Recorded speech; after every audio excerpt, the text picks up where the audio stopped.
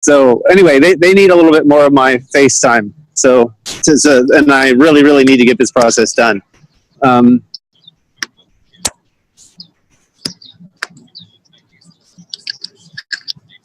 Yeah, yeah, absolutely. So let me. I just sent out updates to the board of directors yesterday. Let me go ahead and find that. Here we go. Okay, so I'm just going to go through these. Some of these I've mentioned before, but I want to make sure that we have them on record here, and we'll be formalizing all this in a sort of written documentation as well. So, just so people know, we raised over 10 million amps for the redemption process, and next week we'll send out a complete financial statement on that.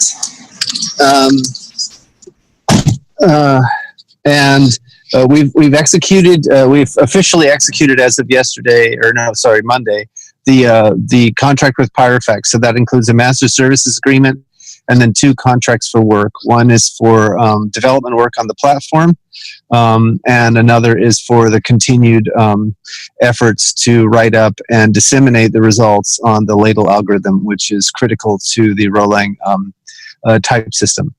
I have some other technical updates on that in a minute. And then over the next 3 months or so, they're going to be focusing largely on the implementation, the Scala implementation of the VM. And they'll be doing that with Kent. Kent, we've also signed on for a summer intern position, and I believe he comes out in June for that. So also we engaged you, Christian. I'm glad to have you on now for another 6 months to continue doing your excellent work. Let's see, we've also engaged Joseph Denman, and Joseph is primarily going to be, or he's going to be the one responsible for the spec for the pricing schedule from Rev to Phlogiston. He's not going to be setting policy. That's going to be, a large discussion. But Joe will own the spec, and that spec will have multiple different forms. So one form is for the development team, one form is for the community, and one form is for potential investors. In addition, Andrew Watson has been engaged for some time now, and we start work with Alex Bulkin and Joe on the Rolang tutorial in June. Also, what is that meeting? Which meeting are we referring to? Oh, anyway, sorry. I thought I saw a notification on the chat. Greg, what Joe is that? What Joe is that? That's Joseph Denman. Okay, Joseph. I gotcha. Yeah. Sorry, I should have been more clear. Okay, so we also have we completed our obligations to Vlad Zamfir. We completed the first of our obligations to Vlad Zamfir for the his help in the getting the vulcanized folks to complete their tasks. We have another outstanding one, and I'll pay that either later this week or early next week, and then that will be all caught up on that. And we've engaged HJ to help with operations and accounting, and I sent him funds to help, to basically make it easier for him to do that. So as I mentioned before, I am currently just outside the BECU offices, working with them to complete all the paperwork on the business account. And I have to say that we need the blockchain desperately, right? I mean, I really admire the work that BECU has done here in the Pacific Northwest, but they're just not up to speed on the requirements of today's sort of global businesses. So the blockchain services are just they're becoming more and more of a necessity. And then I also have asked the co-op, the board of directors, to issue payment to me for the work that I did from December through April. and everyone agreed to that. So that's the update on the business side. I have kept my personal payments far below market rates. But we'll document all of that in financial reporting next week. On to technical updates. So Mike and I have been working quite diligently to let's see if I can try to explain this. So the original insights that led to the Ladle algorithm were largely model theoretic, because I was coming to this account of logic through the Hennessy-Milner logics, which are almost entirely specified in a model theoretic capacity. What that means is that you think of in terms of the technology that we're developing. The models are the Rolang contracts, and the logical statements are the Rolang types. And essentially, type checking comes down to a form of model checking. Now, the other side of that, or the dual side of this, is proof theorem proving. And I didn't investigate the proof theory. When we do a category theoretic account of the algorithm, category theory more or less forces us to make sure that the proof theory and the model theory are connected and consistent. And so we've been looking quite diligently at the proof theory side of this, and I'm pleased to say that it seems to be working out quite nicely. So we did a little by hand calculation on Monday.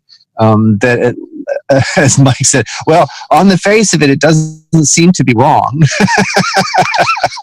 but it's quite pleasant in the way it turns out on the proof theory side. So I mentioned this to Ed yesterday.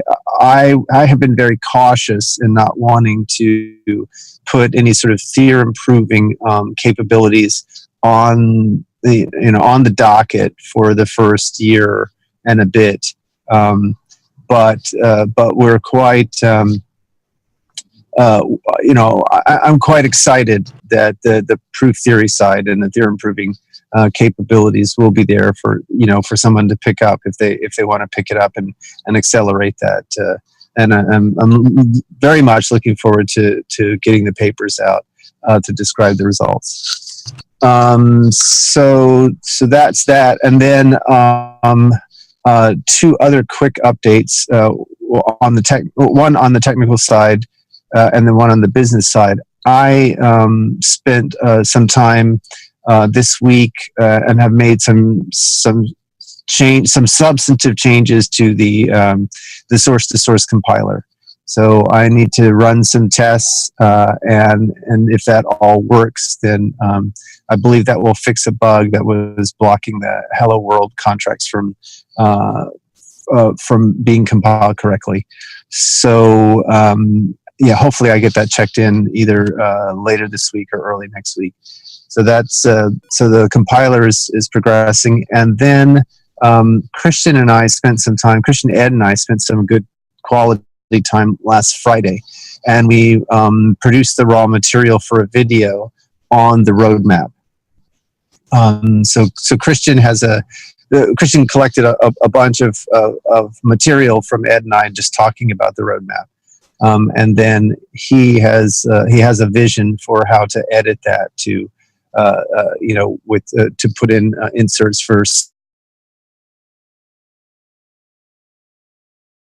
other documentation or supporting visuals. So hopefully we'll have that out in the next few weeks, so people can get a sense of the roadmap, where we are, and what our plans are. So those are all my updates, and apologize to kind of give it in shotgun fashion.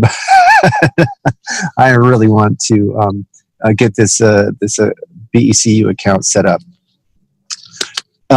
So any questions for me, or any updates from other members? I'm just throwing it open to folks now.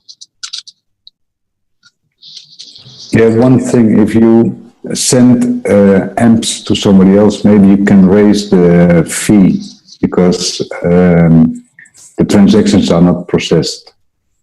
I understand. I was really the fees were automatically calculated by the Omni wallet, so I can go in and see about adjusting that.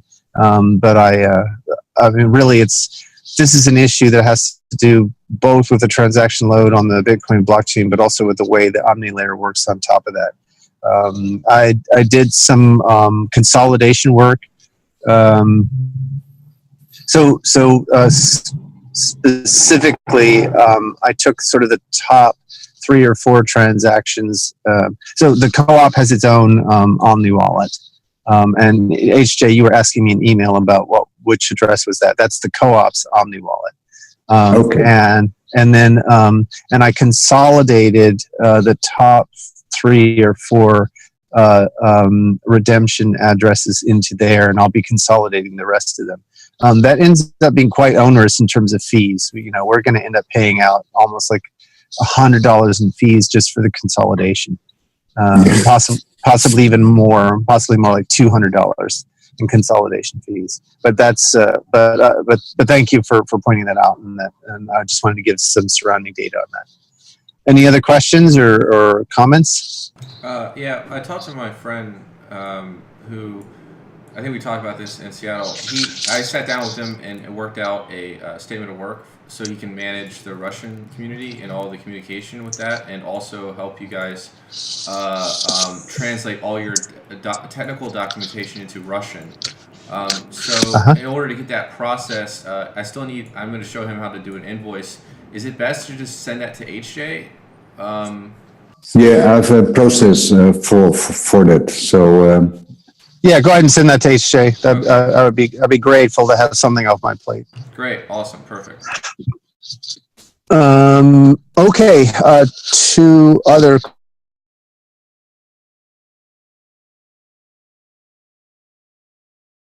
Sort of give some appreciation to David Curran for his work on the storage layer. So we sent out some rocks to David Curran, and very, normally this would have been, if he charged us for it instead of just volunteering us, we would have paid quite a premium. So this is really just about showing some appreciation for the work that he'd done on the storage layer, and kind of not only kind of setting up a template for that work, but also beginning to collect hard data about our performance numbers, and which I think lends a lot of credibility to our claims about our transaction rates. So that was something else we did. And then there was one other thing that just popped into my mind when you said that. Oh yeah, we met with Peter Vicinis. What's the name of his group again? New Alchemy. New Alchemy. So New Alchemy is starting an ERC20 token card solution, and so we were looking at the possibility of rocks as being one of those, since they're an ERC20 token, and. Yeah. They just concluded yesterday with a $13 million sale in 30 minutes. So awesome. They should have no problem actually developing the technology and pushing it. We're thinking maybe November that would probably be available, so people can start working with. That conversation will just be ongoing. And yeah, of course. And Peter's definitely pretty open. His firm, New Alchemy, they do a lot of marketing, PR. They also do a lot of technical work too. So it'd be good partners, I think. Fantastic. Yeah. I think that could be quite interesting engagement. And then the other thing is we are just about concluded with a key piece of the sort of legal framework for the investments from Auto Capital. So we're down to just a couple of little details there, and that unlocks the next step in the investment from Auto Capital. So we'll hopefully have more on that next week or the following week. Yeah, David and I have a call at 1:30 to to discuss that. So that's also good news. I don't think I have anything else. Any other questions? Yeah. Yeah, go ahead. Do you have any contact with the Bittrex exchange to register the rock? Okay, I really want other people to drive the exchange registration. I will make myself available if I'm required to be involved, but I really need other people to drive that. Okay. Yeah. I will go to it. Yeah. Cool. Awesome. I appreciate that. Cool. Anything else?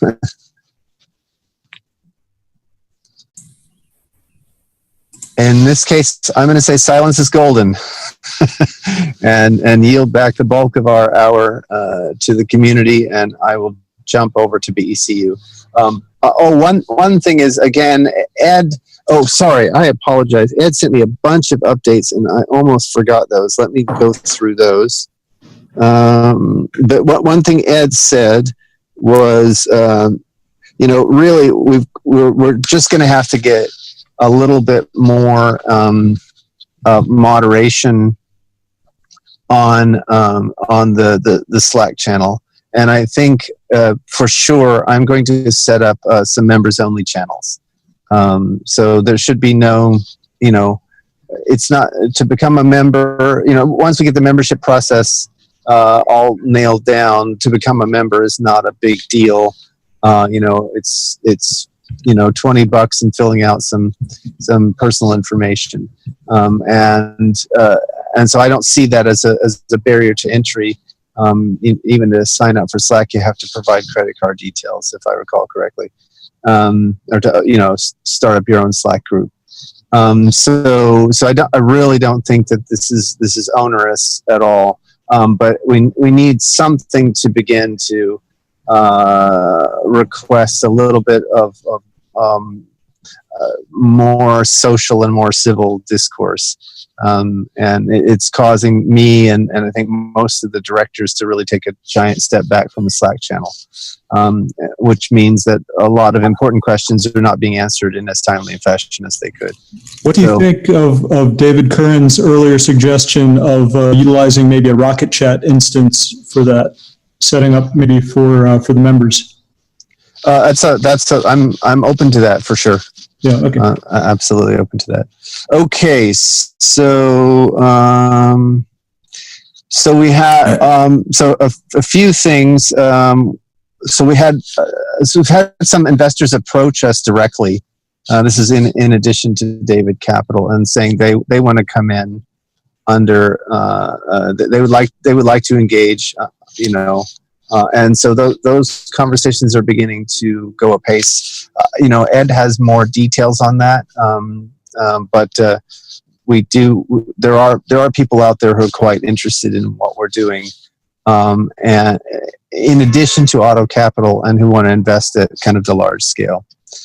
One other thing is we will have an NYC meetup the same week as Consensus 2017. Yes, we will. Is that Nathan? Yeah. Awesome. So you want to give us a quick update there? Yeah. So we're doing an rchain meetup in a UFO outside of Manhattan. No, we're not doing that. So we have a co-working space in Brooklyn called Pencilworks, which will be open to the public. The meetup will be posted on our various. I think we'll probably post it in Slack and also Medium as well. Currently we have like 50 or 60 people signed up. We might be at capacity, but we're also going to broadcast on social media so people can tune in who aren't in New York. The idea is to answer questions specifically about architecture and to engage and enroll the community in our conversation and the solutions that we're creating. Okay, cool. And I have to ask, do we also have the art gallery confirmed yet? Not yet. They haven't gotten back to us. That is something that I want to continue working on. It hasn't been confirmed yet.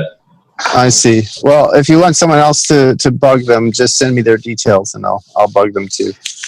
Okay. Another possibility is we can just I'll reach out to another couple galleries or so. Good idea. Good idea. Yeah, absolutely. Cool. And I love your idea of the concert work, and I do want to arrange that at some point. Very good. Very good. Yeah. Yeah. I would appreciate that. I have access to some really, really fine musicians in New York. Yeah, so we'll talk about that a little bit more and then update the community afterwards. We're working on the video for the general website, so that animation and the narration is coming through as well. Fantastic. Do we have any drafts that the community can comment on? Actually, I've been working with Matt Rowe, the illustrator who's doing it. We have some storyboards that we could put out if that's something people want to see. We might want to keep that in utero until I think less cooks in the kitchen, the better on that particular. I would agree. Okay. All right. Whichever way you want to drive the process. We can share it with staff. Too many people in the kitchen will be a problem. Understood. Yeah, I'm all for mess and fuss and debate and dialogue. But I understand you guys want to, if you want to control the process that way, that's cool. Cool. Any other updates along that front, or anyone else have any other updates? I have some developers who would like to get involved and understand the project a little more and see how they can help develop the platform. Sweet. And also our New York City meetup might be a good opportunity to make that available to the public should the public want to be involved. Very good. I think that's a good idea, for sure. I'm gonna push people towards Nash Foster for Scala development, since PyroFX is going to be managing a lot of that for us. So yeah, if you should have Nash's. I know that Nash is on Slack, so you can connect to him through there and connect developers to him through there. Also, we'll have I think it's jobs at rchain.coop set up, so they can send information there, and that will be forwarded both to me and to Nash. So that's a first step. One of the other things we could do at the meetup is do like an explainer tutorial on the rock, how the rock market.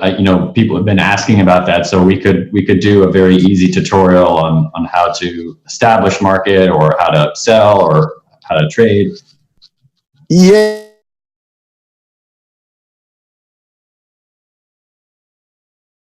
We're more interested in the rev, right? The rocket was really just a vehicle for people to be able to in advance of the rev get access to the technology, right? Okay. So I'm it's not that I'm discouraging a market around the rock. It's just that the real token is the rev, and most of our focus and energy is going to be driving towards getting the network up and running so that people can have rev and utilize rev to run contracts on the rchain network.